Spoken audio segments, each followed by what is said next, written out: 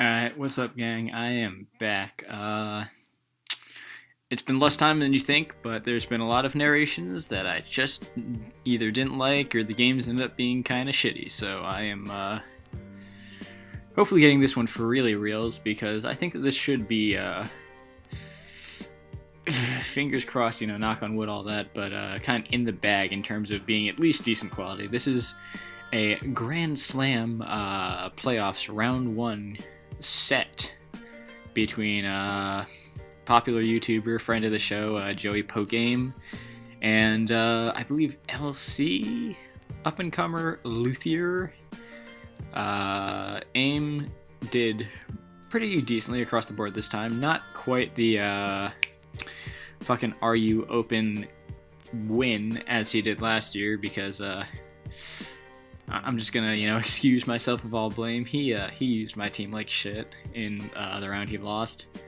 Much love, though. I appreciate you. And Luthier, another player that I got to interact with prior to this. It's not lower tier Premier League. It was another, kind of middle finger to official tiers, not allowing me to play my thing on the big stage type tour. I don't remember the name of it, but I was drafted under an army of 33 under Kratos Mana and Finchinator. We were on a team, we got to talk a bit, and he ended up talking to me about RU stuff. He went decently far in his run. I think he lost to either G to the B or Beepo numbers.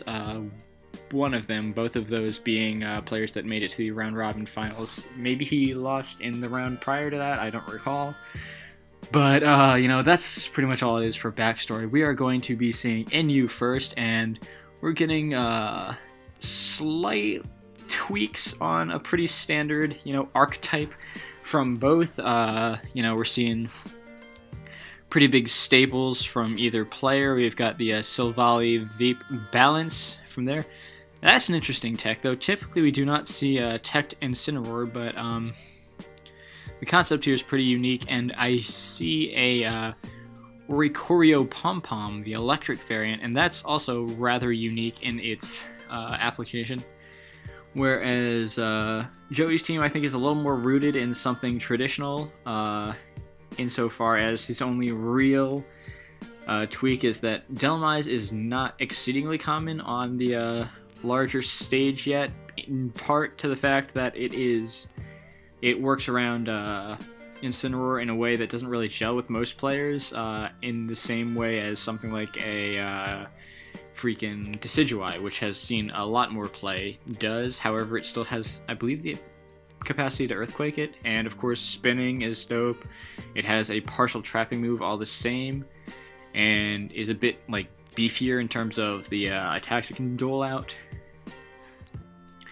And of course, Magmortar as the fire choice is somewhat unique, though pretty potent offensively. I feel like the combination of T-Bolt and Focus Blast is pretty unique insofar as what it can make room for otherwise. Especially, I think that it frees it up to potentially, if it sees fit, use HP Steel to, catch Diancie in a way that I don't think a lot of fires immediately have access to. But we're seeing a pretty aggressive set of plays from Luthier here in regards to Incineroar, knocking off the Rhydon's Eviolite, and I assume making room for potentially Comfey depending on the set. I know that some use grass moves regardless, some don't. We shall see what goes on with it.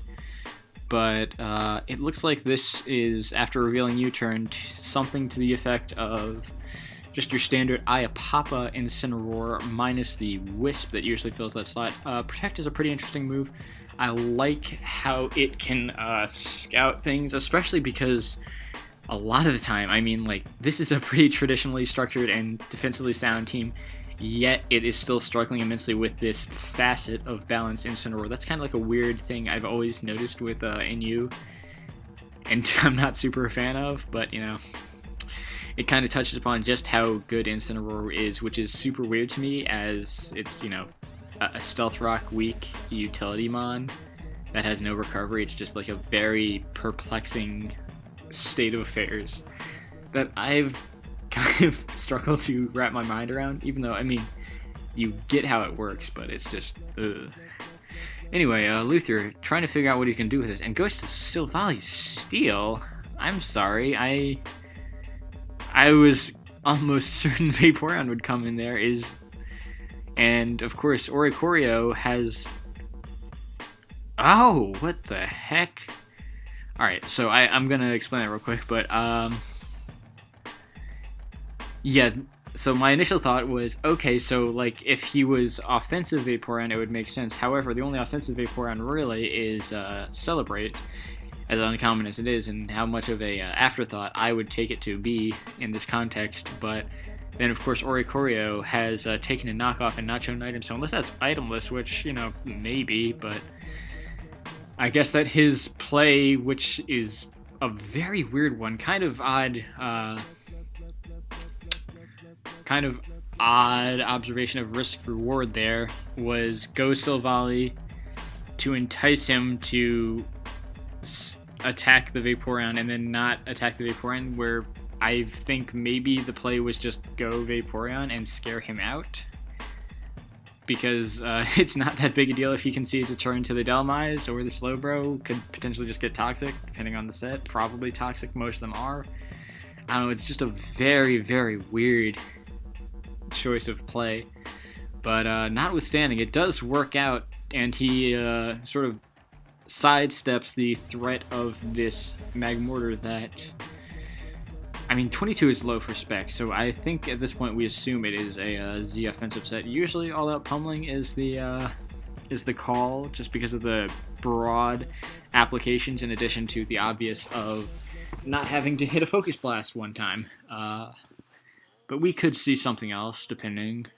Nonetheless, getting the Vaporeon in here is a threat.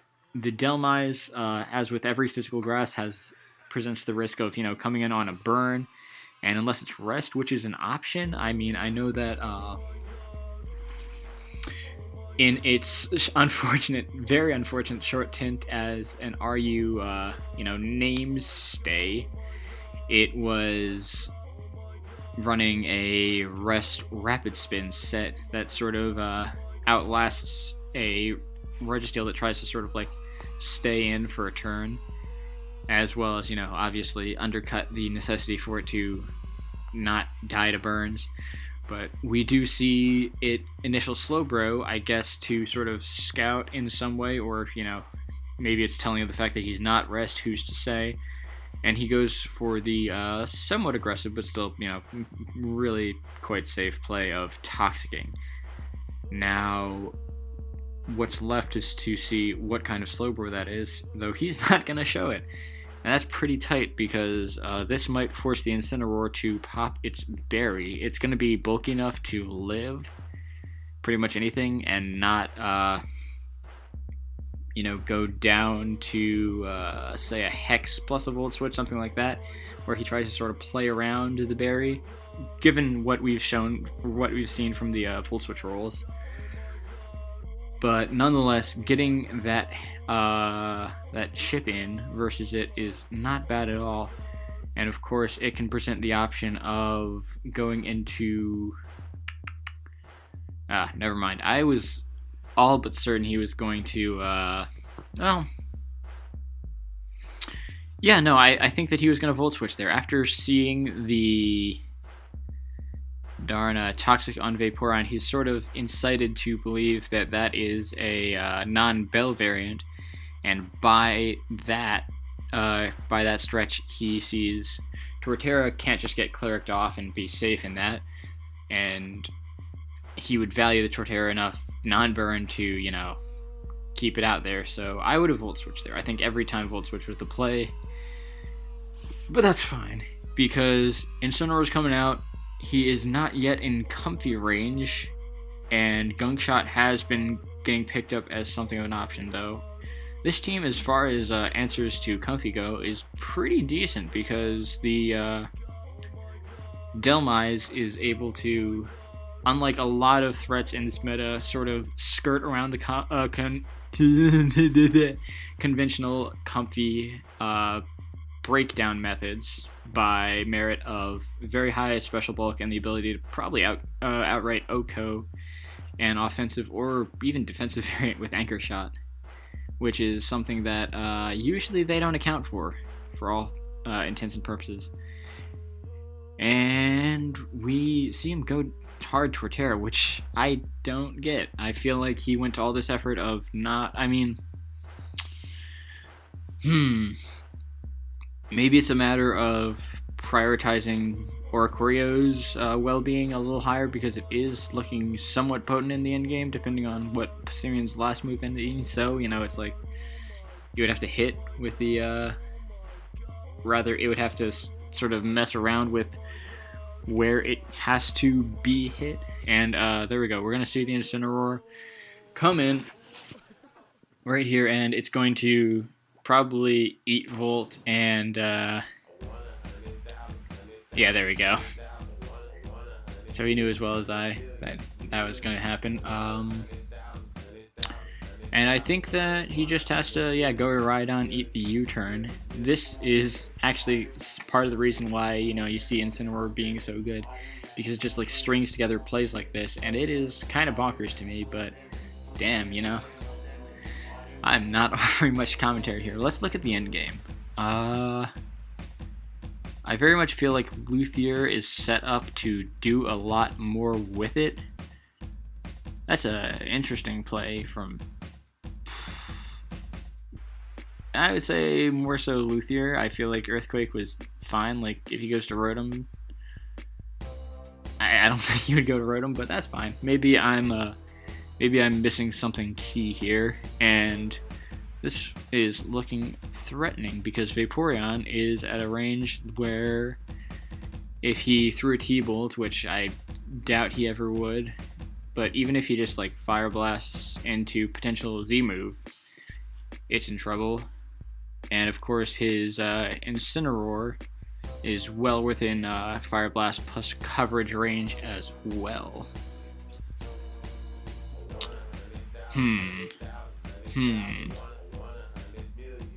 Now what we could see here is what's probably the best sort of... I'm not a fan of that, honestly. I don't think I would be... Oh yeah, especially after it's been knocked off. Jesus, I totally forgot that. Yeah, after it's been knocked, I would say, like, it's even to a point where I might be considering sacking Silvally or something like that, just on the merit that, like, it really is not great at anything beyond, like, pivoting Slowbro, which Vaporeon also does. Nice, an aggressive taunt. I would have expected... I don't know, I would have expected Scald. I think I really would have. Because at this point, were I Luthier, I would be assuming for this to be a Z-move Magmortar, and that I would view Protect as the wrong play because Z all-out pummeling plus T-Bolt kills it from that range. Wish to be equally iffy because by that same merit, if he T-Bolted into, or if he all-out pummeling into anything, that would just drop. I mean, it's just, I don't know. I'm not sure if I'm seeing the vision in all this, but he's doing a he tries to make the do the Volt Switch dance a little bit, trying to play around the fact that his conventional answers to this are a little limited, but he finally, Joey finally is able to escape this little vortex he's been brought into and presents the opportunity to get his own Roxup, which will go a huge way against a team with 2 weeks and a defogger that does not play into Rhydon well. So Volley Steel can run the steel coverage, but oftentimes it's even a multi-tack, which I don't know if it can manage to kill even a non-Eviolite half HP Rhydon, but who's to say for certainty. Luthier picks up his KO on the Rotom, and Magmortar comes back in, and we're going to have to see a fodder, it looks like. I mean, Incineroar... Ooh, that's tough, because I think that Incineroar I think is still even more valuable than Silvally Steel, if only for the Intimidate. But he does not view it as such and chooses that as his fodder. We'll see if that ends up coming into play in the long term, but I think that's something to put a pin in, because I feel like that will just impact how he skirts around, be it the Delmise, the Passimian. I'm not entirely sure as of yet, but we're going to have to see. And I think that we're gonna. Okay, so the Oricorio is coming in. The set that we're probably expecting at this point, given the way this team is structured, is Calm Mind Z Fly with Revelation Dance and Hurricane. And I think that his conditions have been set up decently because, oh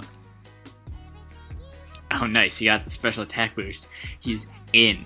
This fucking Ice Beam, this Blizzard, is gonna smoke the Torterra, guys. Just you wait. But I was saying the conditions have been set for it to perform in this capacity because Rhydon is low. It is sustained enough damage to the point where it is within range of... I don't think right now it's in range of the Supersonic Sky Strike.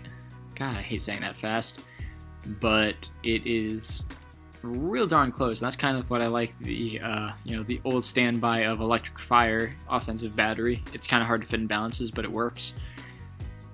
And everything else is really vulnerable to it. Magmortar, in spite of its special bulk, is not healthy enough to take one. Slowbro, obviously, unless it's AV, which is problematic, of course, is tough. Passimian can't switch in. Obviously, it has the potential to RK, etc., etc.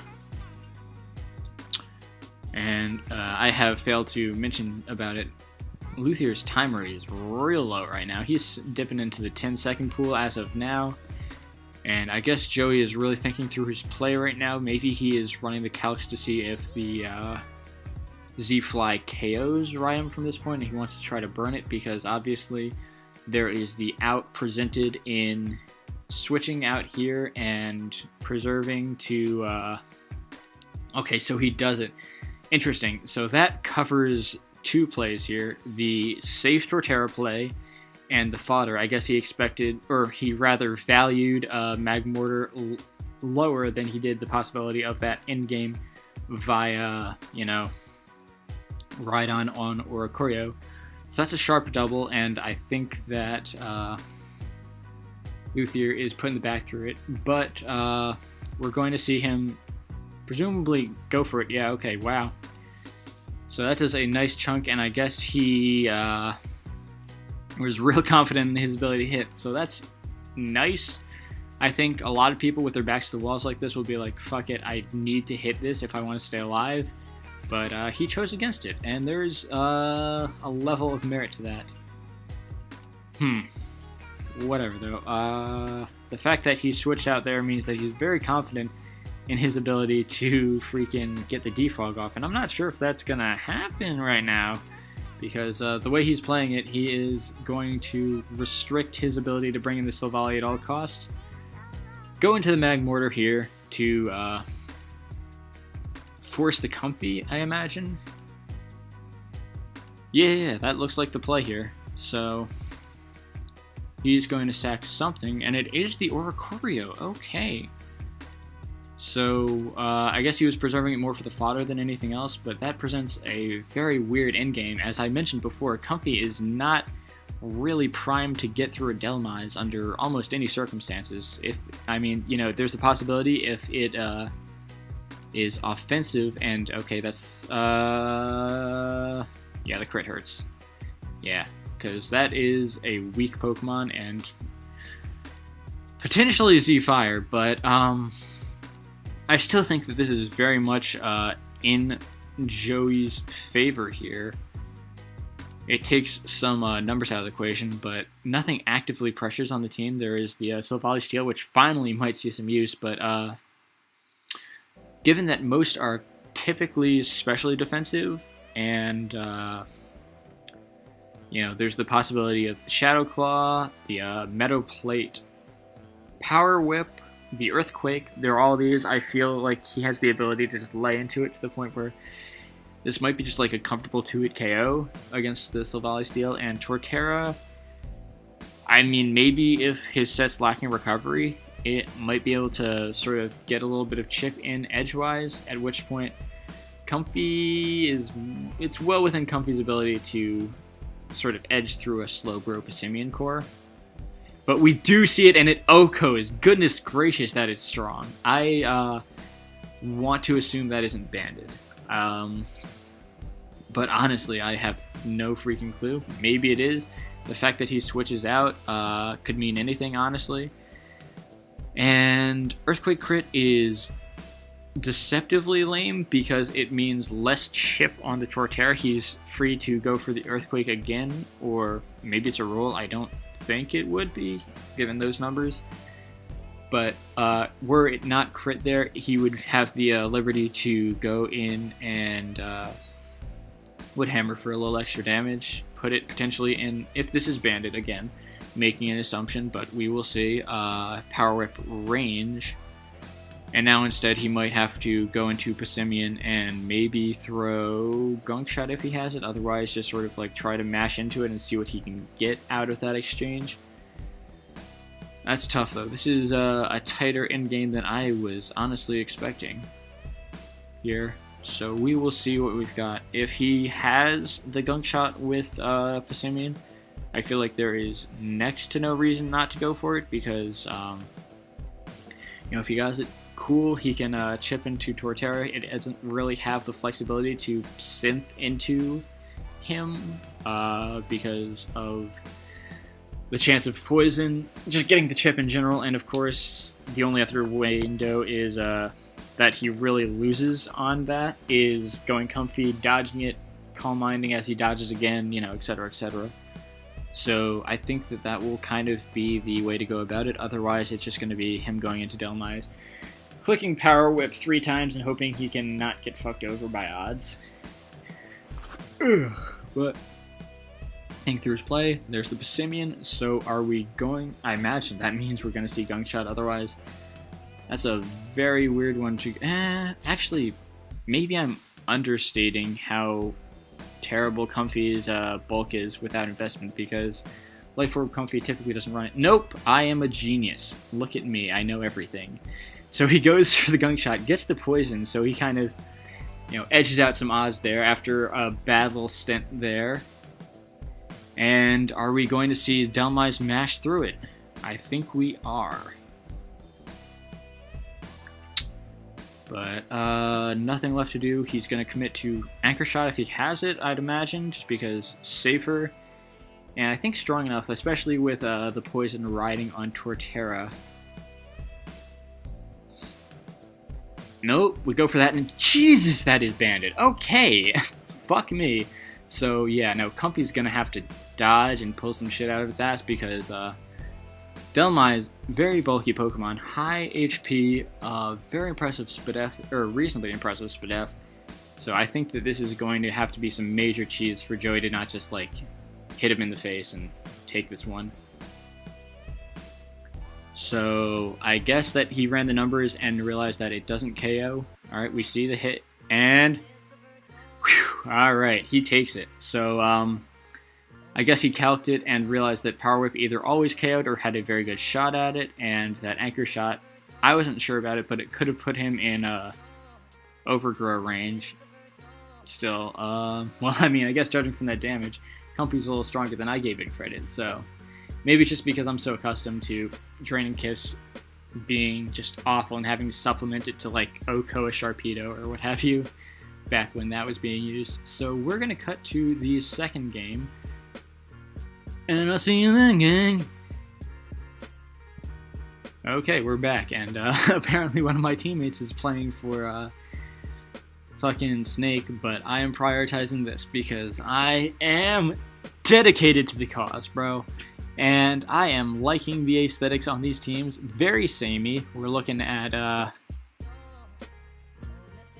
very similar thing. We got the Poison for Poison, Trapinch for Trapinch, Fighter for Fighter, Double Dark, fast special attacker, very nice. I think that this is kind of, the formula for success in a lot of ways, but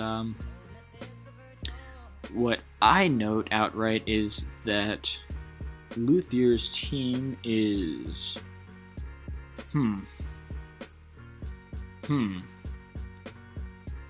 I'm wondering if maybe a little too weak to something. No, because no, actually, I'm okay with this team. I'll give it a pass. All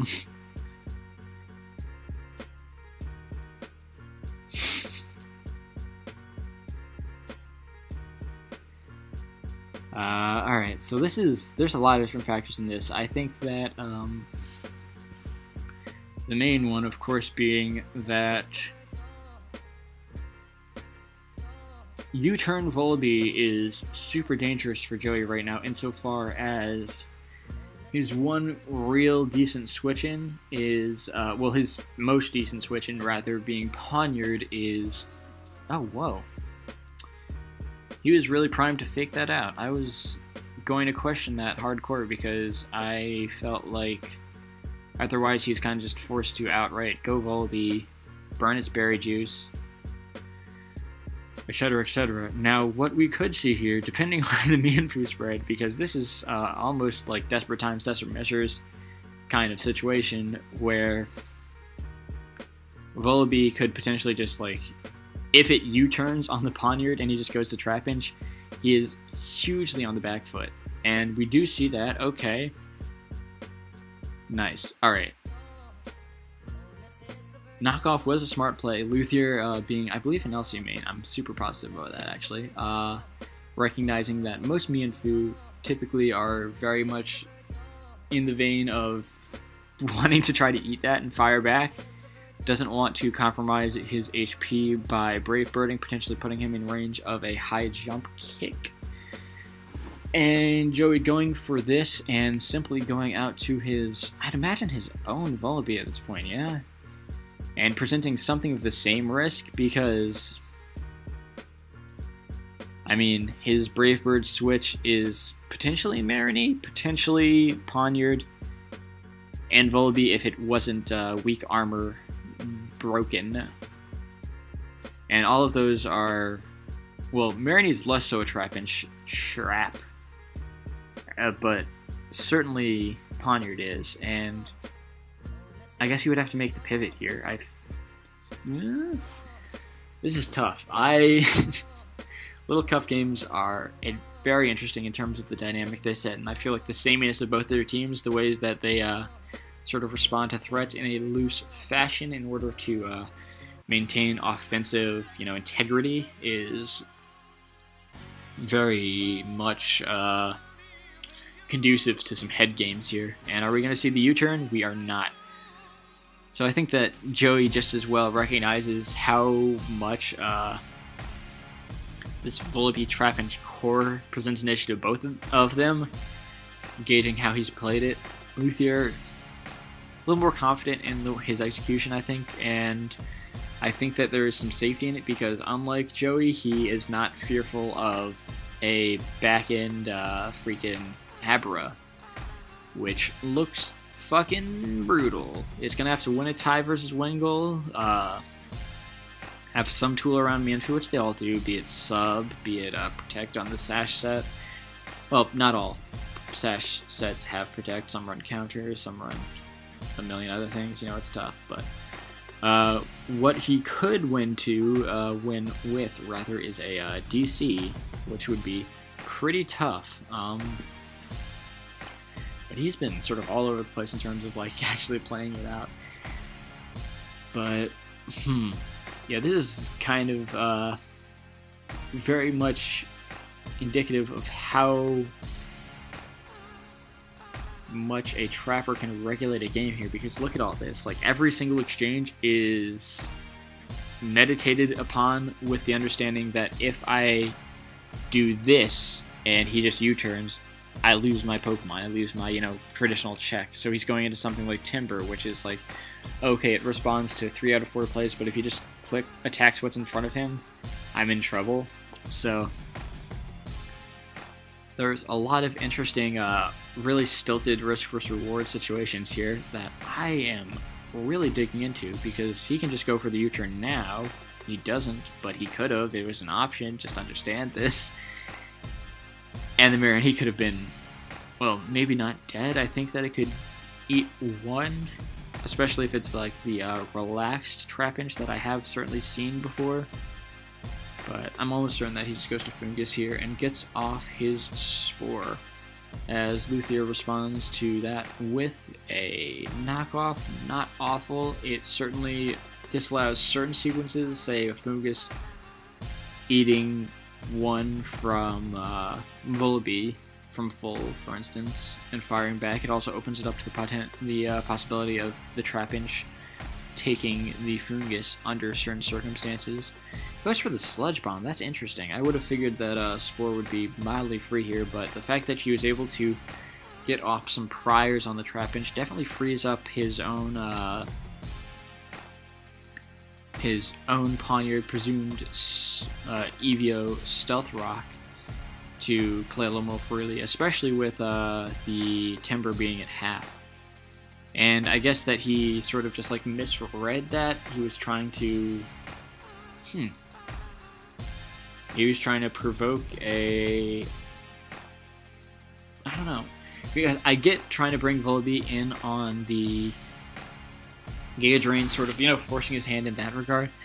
But I question whether it was worth compromising his Trapinch, which I felt was just so integral to its role right now. And in fact, he even goes for the Supersonic Sky Strike there. I guess it's a good sort of accommodation for the fact that he decided to sort of forego HP on his Trapinch. Ooh, never mind. He's got the HP Fight here. Dang, look at that set. That is snazzy. Alright, so this is kind of rad. I love all the kind of different techs that have been incorporated on the Vullaby nowadays that can do just so many different things. You see the HP Fight here, HP Grass, the incorporations of Protect, and versus U-Turn. I mean, the debates are kind of like, ugh. Must be monstrous. I mean, it's not like you look at the tier at a glance and it's just like, oh, everything's sort of just samey, but the amount of like little tweaks that you can add to a team to change their dynamic in ways such as that, I find to be really interesting. So at least on a spectator's level, and maybe a brewer's one as well, I feel like there's a lot of depth to Little Cup that kind of gets overlooked by your average spectator. Still, now we have to deal with, of course, the Wingull. And just as with the Fungus getting knocked off, opening up Joey to certain things a smidgen more, so does the Marini losing its Eviolite now. And I am not sure if that killed, honestly, but frankly, it is bad news for Luthier here, because if it was EV to live, who's to say? Vullaby's crazy. Well, not necessarily EV to live, but, with enough bulk to do so.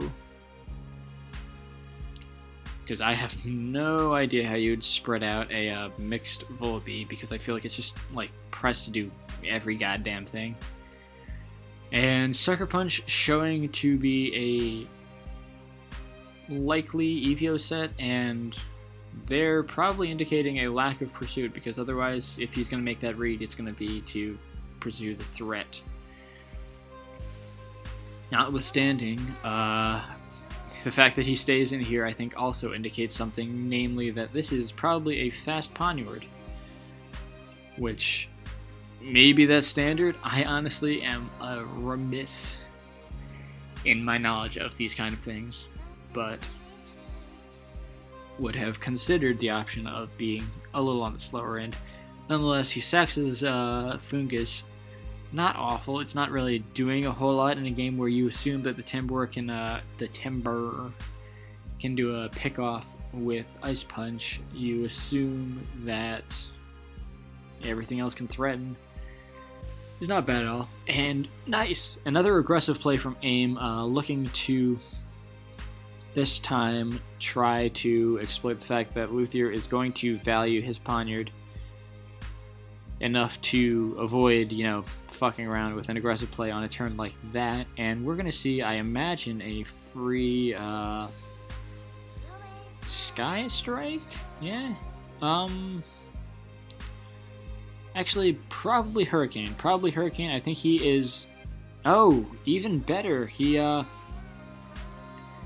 tries to take that as a middle ground, understanding that Luthier was not going to try to recover there. And if anything, this would sort of just be like either a dud turn or an ability for him to scout the death fodder into a Sky Strike. That being said, Trapinch typically runs, almost always, as I'm to understand, runs Faint. And that might put him out of, or rather into Stealth Rock range, but doesn't happen. Does not happen. And we're back in that same situation. Wingull gets the burn, and I think that we are going to see him go for it, and he does. And how much does the poniard take? A lot, to the point where this is now officially a 50, somewhat favoring Joey. Because, of course, he has a little bit more flexibility playing around it. I think that... Oh, nice. I mean, obviously, it's always kind of a loose read, but I thought that that would be the time, if any, where I would see someone like Joey making the aggressive play. But, you know what? That's kind of what makes a good player great. The ability to distinguish, recognize their own patterns and sort of play beyond that while still not, compromising the integrity of his plays overall. Not to necessarily pin him as a great, but it's sort of, it is a quality present in those that are great. And his timer is really running low. He is thinking through these freaking plays. Golly! Goes out to the Wingull, and is he going to try for the Roost here? He might just, given that after the Marini takes the burn, even the Gunk Shot that it has been known to have sometimes is fine. Wingull is, of course, kind of brutally weak, frail, rather, a lot of the times, so it's hard to say. And he does have Sludge Wave, so that's that. Tries for a Hurricane, doesn't hit, which is, kind of just how it be sometimes. But, looking to the end game of it, I'm not sure how he pushes through here, actually. I have been sort of going play by play because it's a tier that I am not that intimate with, unfortunately. And when I look back to the greater scheme of things, while he did do well to sort of facilitate his own win in front of the poniard that's one for winning a lot, he kind of lost a lot of momentum there. And of course that Scald pretty much seals it, because at this point he has to commit to, or he might have to commit to, killing the Marini here. And the combination of Fu plus Trapinch I don't think beats Abra plus Team. So that might just be the whole game. So we're going to be moving on to game 3. Well, we would be moving to a game 3 regardless, so I guess that doesn't really say a whole lot, does it? Ew, but I don't like that feint there. I don't know what that was doing, especially when, I mean, you would think that Scald meant that it lives. Ooh! And a Rock Slide dodge as well. Maybe he's going to cheese his way through the rest of it, but I kind of doubt it. Because at this point,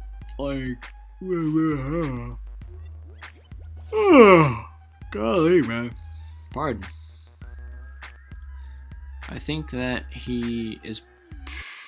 No, it's probably not. I think that Marini can still just sort of click buttons into it, though. Still.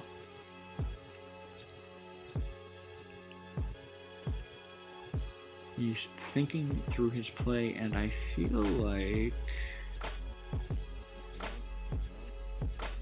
Oh yeah, Marini's way lower than I thought. Never mind that. Okay, I was considering Poniard, but I couldn't really back it up with the calcs to be certain. So I guess he is going into that, and I imagine that the play is... Is it Foo? I think it might just be, yeah. Nice, okay, yeah. I was thinking that Luthier was more likely to go for a knockoff than Ironhead, and it was reaffirmed there, so maybe he's gonna fucking inch his way out of this. I know that, like, an Evio Feint Trapinch has a potential versus these last mounts. It doesn't look great, obviously, but I mean, it's something, and you can always sort of play off the fact that maybe, just maybe, this Abra doesn't have Protect, in which case it can kind of, present the risk of Fake Out, U-turn on the blank, sort of edge it through with an aggressive play. Not entirely sure. We shall see, though. He's thinking through his play, and I can't imagine it, like... Yeah, oh, is it Timber? Really? Huh. Maybe Aber really doesn't have anything for, Goodness. What is up with his net? I was gonna say, I couldn't imagine Aber having, like, nothing to pick it off, because I feel like, just generally speaking, the ubiquity of Volibee makes Dazzling Gleam just shy of necessary. I mean, obviously, it's not like... But, if this does say anything to... Golly, am I gonna make it through this? I really don't know. If this says anything to Joey, it is the possibility that the Abra is almost certainly Sash, because I feel like Life Orb, even like something kind of flimsy like an HP Fight, would not be able to make out in that Volibee situation. So maybe that's what that's indicating to me. I'm not sure, but gonna make the Mienfoo play, and I think HJK is always safe. I mean, I'm trying to evaluate the significance to U-turning, predicting the Marini, and I don't think I saw it. Because obviously that was almost certainly going to happen that turn right there, but I wasn't sure if it was worth doing anything about. And now we get to the point of Trapinch versus the world here, and that was kind of what I'm getting at. And okay, he does have Energy Ball, so that probably seals it, I'm almost certain, because while Trapinch can, you know, Earthquake Feint to get through this, and oh, it isn't Sash. Wow, so it was just like Psychic Energy Ball, sub, move that doesn't touch thing, I guess. Very interesting. Okay. So this does seal the game here, and I believe that Timber is almost assuredly outspeeding this, and even through that, he just goes for the Mouth Punch to KO.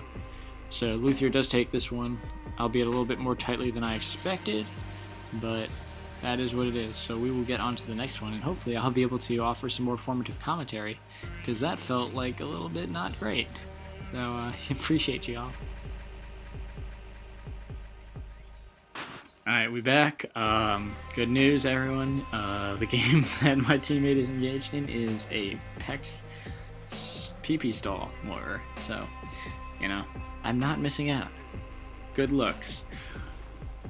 So in lieu of that, we will be spectating this fucking Ubers game, and what we are seeing here is pretty unique from both players. A lot of stuff that you don't typically see, and we see like specifically this kind of stall archetype that we always see like inklings of, but you know, rarely ever in these kind of big games.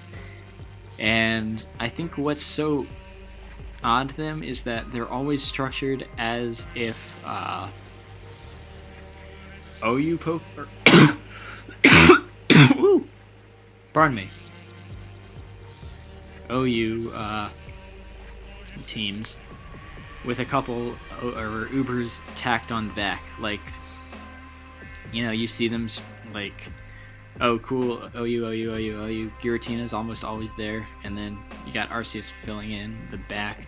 Not sure what. You've seen it with plenty of variations. I know that Donkey used HP or Roxas rather plenty of time, but it looks like this matchup is a bit of a miss in that regards for Luthier, because Scizor just never loses to a Subtox Gliscor, and his best way of punishing it is looking like Will-O-Wisp chip plus pressuring with potentially a Z drill. We'll see what happens though. But right now we're going to be engaging in some very disinteresting sequences, potentially until Luthier starts to feel as though, oh, never mind, it is Swords Dance Scizor, which presents a very promising threat in this game, because his answer to it is Giratina plus Leech Seed, both of which are kind of super passive, as is kind of often the case with Scizor versus Balance, but not one that you would expect so much here, especially, like, golly, you don't imagine bringing in ST Scizor and not getting up against P-Don. Like, man, that's dope.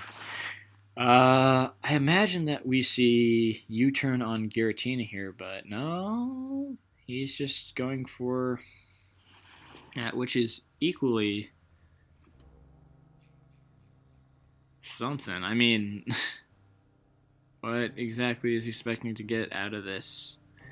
I think just he goes back to Scizor here, right? But it's cool that he showed it off, because now he's got his own. I feel like this kind of game is going to involve some pretty repetitive sequences, as you often will see. But, maybe I am just malinformed, and this Giratina will do something super different than I would have ever seen coming.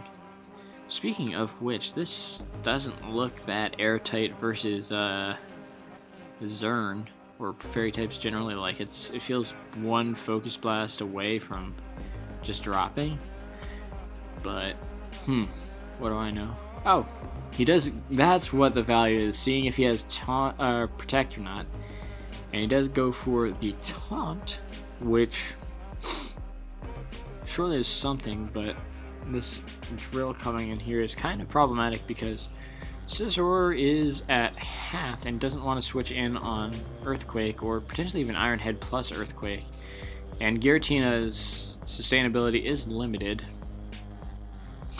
Ooh, but we see the T-Tar coming here, and it's probably Mega, which can run a variety of different options in this context, but most likely, well, I mean, it's going to be Stealth Rock plus something, so we are going to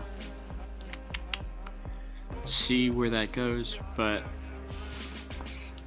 yeah, what a time to be running potentially a freaking Dragon Pulse Giratina, or Dragon Pulse Groudon, but we're not going to be seeing that. We're going to see the Giratina roaring it out, phasing around, seeing what it can get, and generally speaking, these are super passive.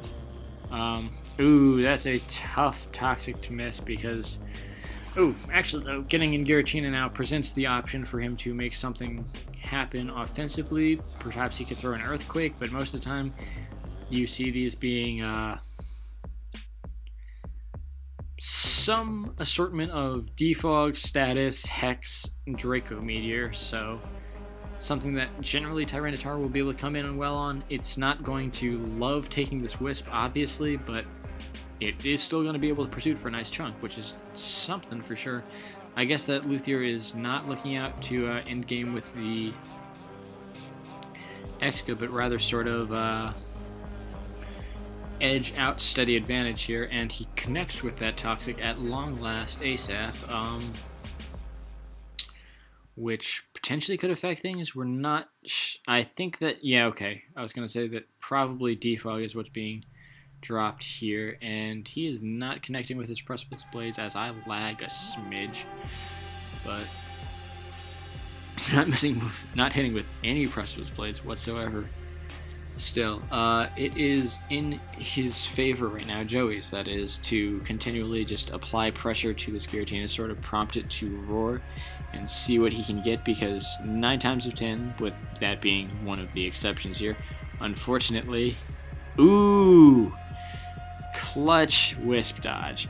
What a fucking pro. That is, I mean, obviously tough, but I could see how he would value Scissor's HP over its health in a situation where a lot of the time it would just be sort of trying to passively play into that Gliscor and just simply ride out some EQ and Tox PP rather than actually, you know, apply pressure at this stage in the game. Potentially there could be a window opened up in this situation now wherein the freaking Giratina is prompted to, or the Scizor is prompted to actually sweep, and they can, you know, edge in something with Giratina now. But the more likely thing is that you'd rather be just trying to get through on Scizor playing passively alone. And we're going to see Tyranitar come back in, which I guess sort of touches upon what exactly the Arceus is. I'm very curious to see that. Ooh, a resting Tyranitar. This is gross. What the fuck is that? Alright, so. That's tough. Okay, but it does, however, speak to the potential of endgaming with a Geozern if he has it, which is yet to be seen. He doesn't really have a well-telegraphed Z move. It could potentially be on the Arceus, of course, but it could just as likely be the Z Geo. Z Geozern, which would be a menace. Menace. Though I would think that the Arceus form should at least be in some way capable of responding to it. Not necessarily great. I don't know what would respond to it great. But, I mean, goodness, something. Because with having your Steelers be this, alongside 2 Pokemon that just readily feed it turns if you don't get good odds. Also worth noting, hit like 0 Precipice Blades. I don't imagine many of them did much for him either way, but like, goddamn, fucking, yeah, just hit one, see what happens, see how it feels. And he is doing a whole lot to not convey what his last move is. Potentially a fire move there, never mind, he has conveyed what his move is. And it is not helpful situationally, but good to note insofar as it pressuring the Gliscor. And finally, the Xerneas comes in. And this is a problem, because, as I said, he doesn't really have hard answers to it. Ferrothorn's okay, but it does not eat that Focus Blast. Jeez Louise, guys. So, that was a pretty hot play right there, but of course, that's kind of the situation that presents itself when you have such limited responses to this. And of course, you value Giratina so much. Like, Giratina is needed to respond to his Groudon, albeit passively, his Scizor, albeit passively, like everything. And that's kind of the weird thing with the compression on sand, in Ubers specifically, because with OU, you know, there's less things to respond to, not by much, but, you know, and you're doing so with people of a certain, you know, power. So, he protects, I guess, is totally a safe play. But are we going to see... I mean, I don't know, man. Like, messing around with the Xerneas is really challenging for Luthier, especially, again, if it's not Scarf. And maybe they run Scar Focus Blast, but I feel like it's almost unnecessary just because, and again, this comes down to personal mantras.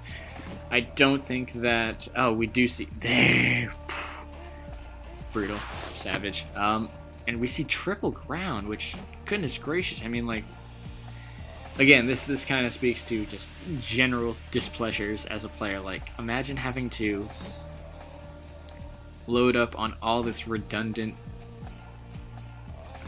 like, facets on your team in favor of, you know, this one sort of a, I don't want to say matchup oriented, but like kinda iffy in certain regards type of team archetype. Like if he brought, yeah, I don't know, you know, I don't expect you guys to know what I mean when I say that, but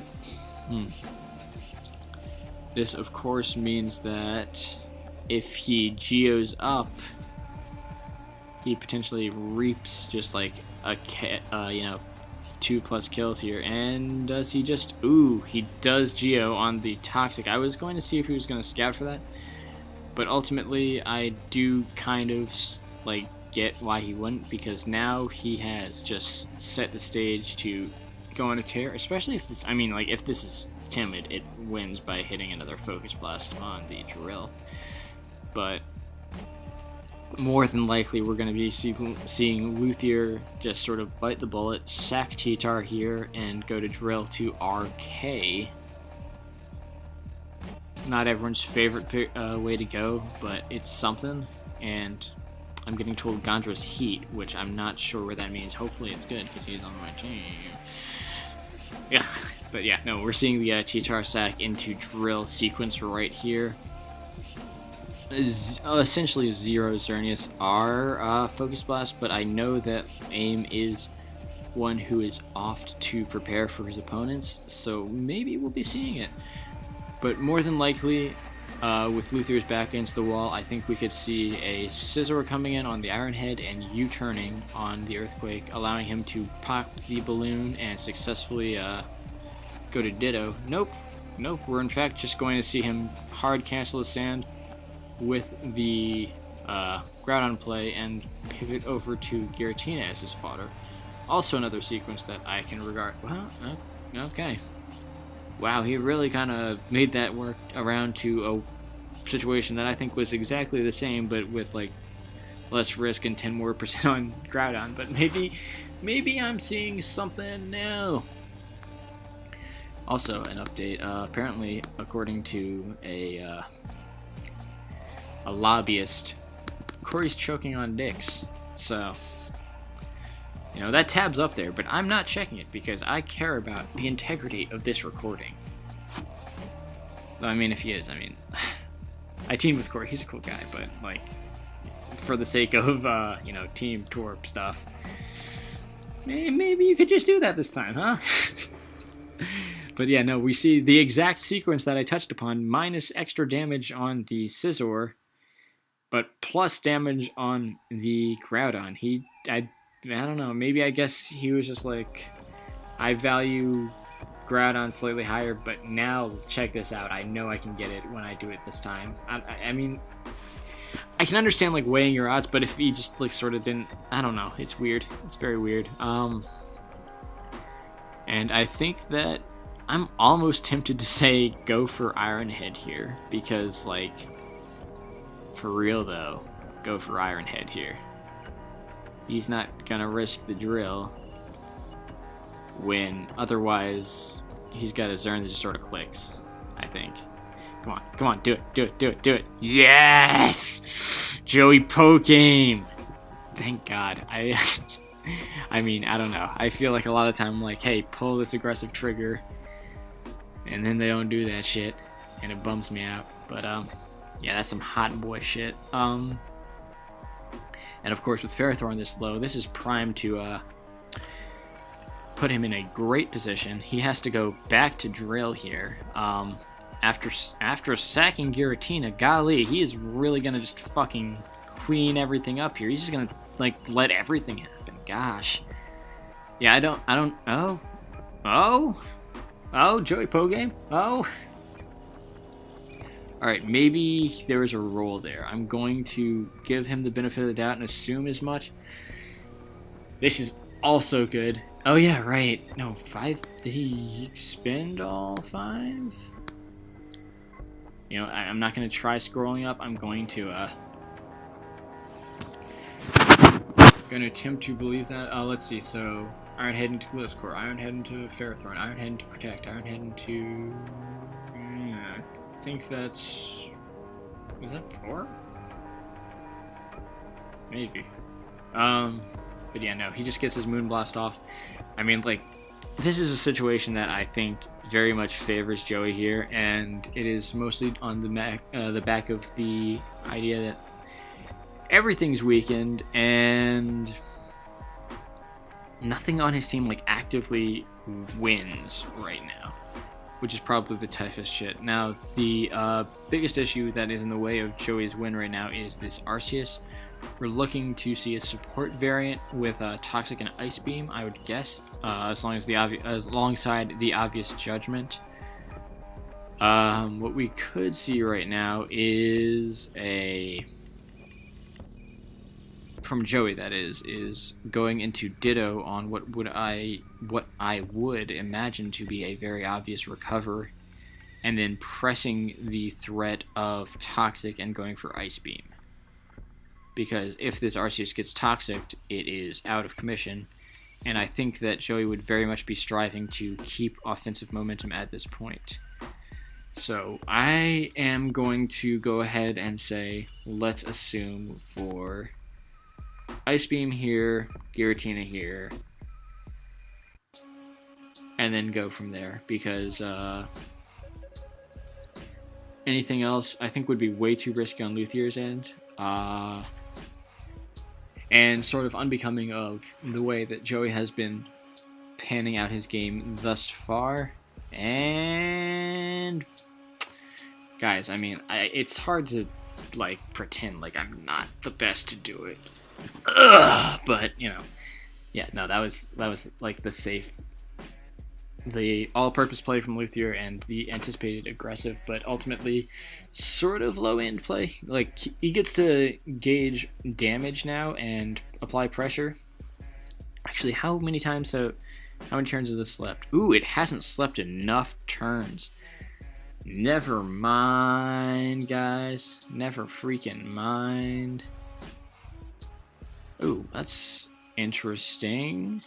Does he have... Actually... I know that this is a tech. I'm not sure if this is going to be shown here. No. Alright, I was going to say that potentially we would have been seeing aromatherapy on that free turn, but alas, y'all. Alas.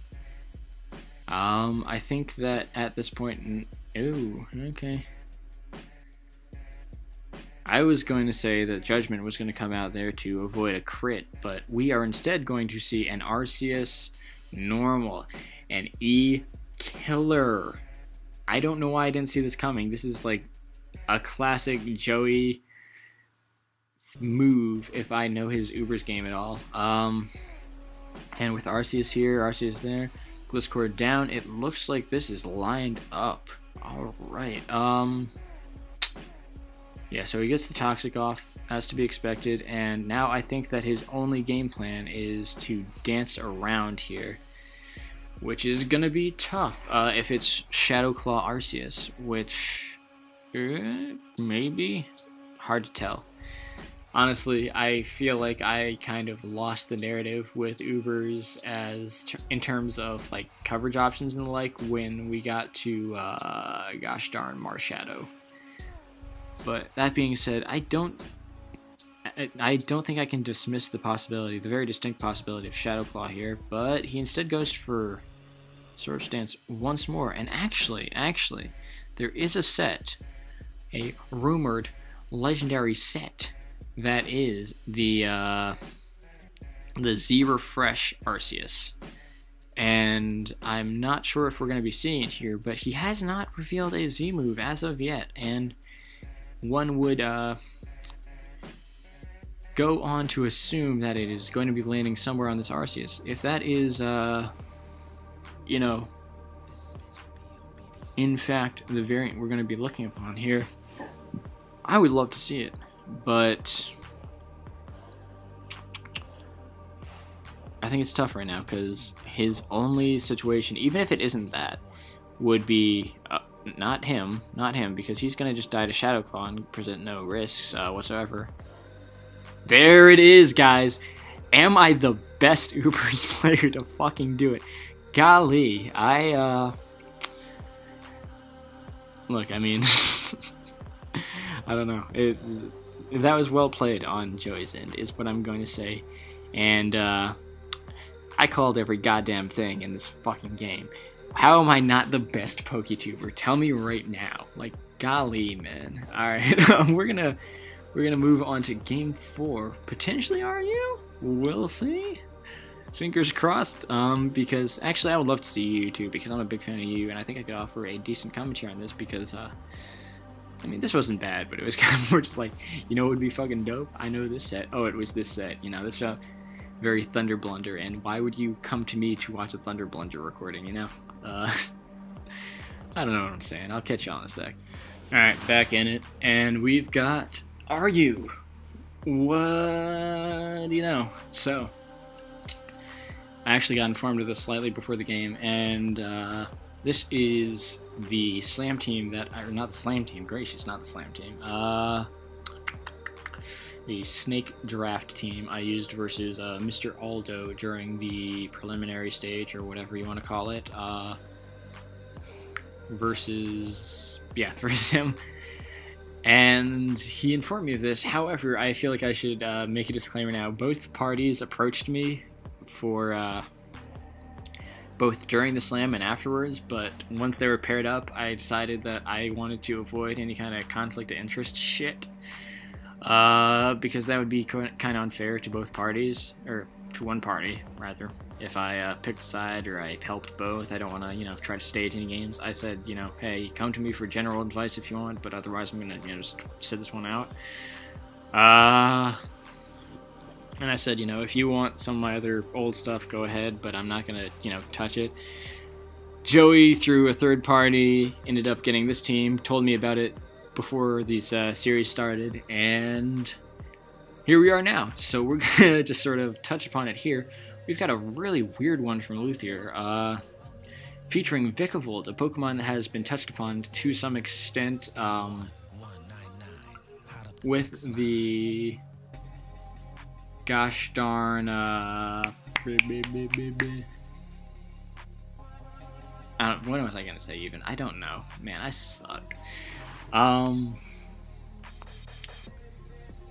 Vikavolt has been touched upon in brief for its ability to sort of like edge through 1v1s pretty decently, and specifically just sort of sit on stuff that is, you know, by merit of typing and decent bulk meant to check it, stuff like, you know, your Glygars, your Steelixes, etc. It can just sort of mash into it if it doesn't have Toxic. And of course, it's kind of decent versus grasses. It can edge through a Shaman. It can edge through a Virizion if it doesn't have edge. And even if it does, it can sort of muscle through a non-Z one and take it. But yeah, in this game, it is much less potent, unfortunately, because he's playing some fucking HO. And for context to a team, we're looking at an AV Champ, a CB Zygarde with Earthquake as its final move. You know, the usuals there. A Yawn Uxie, a Z-Grass Roserade. It has Spikes, HP Fire, Leaf Storm, and of course, did I say Powder? I mean, it has Powder. Life Orb Speed Boost Yanmega with Bug Buzz Psychic and Shadow Ball, and a Waterless Blastoise. And we see the Zygarde come in on the HP Fire. Interesting to see that. But of course, the ability to pull the trigger there on the grass move, and especially Squander, potentially a Bloom Doom, when it's just like such a great move to lob in this kind of a game. Like, you get this in off like a Moonblasting Guard, a Gligar, a Blastoise, whatever, and it just like reaps something, because Doublade isn't good versus it. Vikavolt, I mean, it takes it, but like then you're put on the back foot because you got your sleeping dude in versus a guy that can spike or HP fire or whatever. And of course, Zygarde, not a great Pokemon to switch into for this team, but Uxie, pretty decent just for the short term. And are we going to see him get the rocks up? Oh yeah, he did go for the... yeah, that was... Yeah, I was going to say he can either get up Stealth Rock or Chip with Zen Headbutt, but that's kind of a... that was kind of a goof, I'd say. Regardless, this might be a good turn to get some momentum for him. He could go into his own Zygarde, potentially. He could go into Roserade once again. He could go to Machamp, though Machamp is a bit tougher in that it kind of...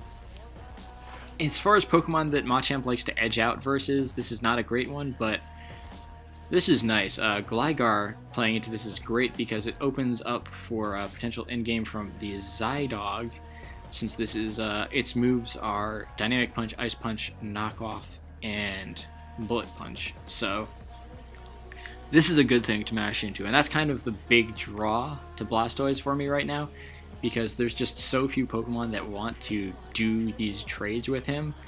And in addition to the fact that it can actually go into this Blastoise and just not care unless it's Water Stab, which is kind of archaic. Like 9 times out of 10 right now, Blastoise are dropping Water Stab.